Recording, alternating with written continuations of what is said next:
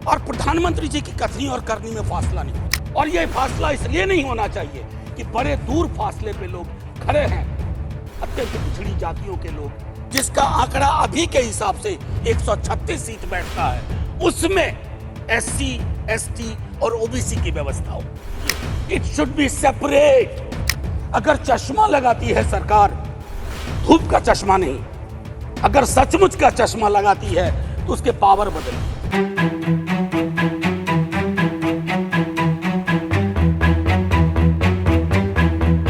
आपके माध्यम से ये कहना चाहूंगा कि इतिहास में, संसदीय लोकतंत्र के इतिहास में ऐसे क्षण आते हैं जब ये कहना मुश्किल हो जाता है, जो मीडिया के लोग पूछते हैं बाहर, आइज और नोज।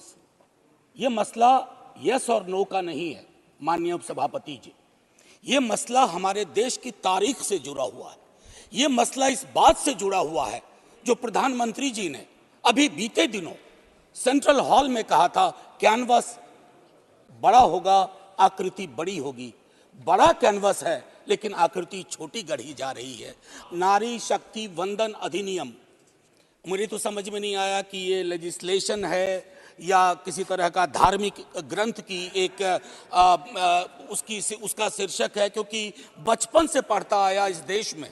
जब आपकी सरकार, बीजेपी की सरकार नहीं थी, जत्र नार्यस्तु पूज्यन्ते रमन्ते तत्र देवता, पता नहीं देवता रम करते हैं कि नहीं, लेकिन हमने इस श्लोक के बावजूद महिलाओं का मोलेस्टेशन देखा, घरेलू हिंसा देखी, सबसे ज्यादा रेप परिवार नाम की संस्था में देखा, जिसका आंकड़ा खुद सरकार देती है। तो मुझको लगता है ये जो विरोधाभासी चरित्र है हमारे देश का, इस विरोधाभासी चरित्र पर भी बात होनी चाहिए। मैडम, संविधान राइट्स की बात करता है, अधिकार की। हमारी वोकैबुलरी को क्या होता जा रहा है? अधिकार दया की श्रेणी में नहीं आएगा। अब हम क्या कर रहे हैं इस बिल के माध्यम से, 84 और 47 के अंदर 1/3 कर रहे हैं।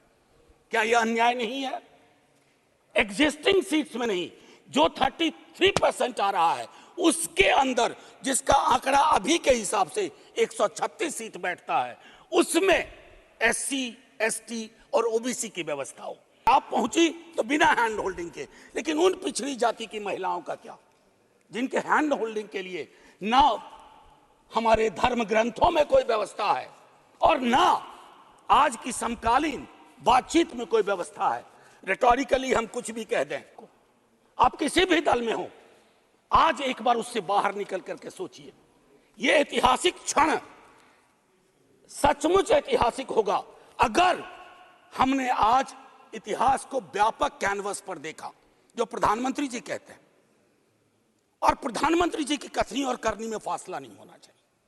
और यह फासला इसलिए नहीं होना चाहिए कि बड़े दूर फासले पे लोग खड़े हैं, अत्यंत पिछड़ी जातियों के लोग, एससी, एसटी और ओबीसी को इनकॉर्पोरेट किया जाए। नहीं, आज हम नहीं करेंगे, हम ऐतिहासिक गुनहगार होंगे। मैं यकीन के साथ कहता हूं, बाहर लोग वॉच कर रहे हैं, कहेंगे कि तुमने क्या। जो खास करके वंचित समाज की महिलाएं हैं, मैं उनके बारे में कहूं, आपको एक बार अपना नजरिया साफ करना होगा। अगर चश्मा लगाती है सरकार, धूप का चश्मा नहीं, अगर सचमुच का चश्मा लगाती है तो उसके पावर बदलिए, उसको साफ करिए और यह तय करिए कि आज जब हम यहां से उठें तो एक कमिटमेंट दें ओबीसी वर्ग को। और ये मैं बार बार दोहरा रहा हूं कि 33% को एग्जिस्टिंग में मत इनकॉर्पोरेट कीजिए, इट शुड बी सेपरेट। मैंने पहले भी सदन में कहा था कि इस देश में शायद there is nothing in name but everything is there in the surname. उनके संघर्ष, उनका जीवन कठिन लगातार होता जाता है।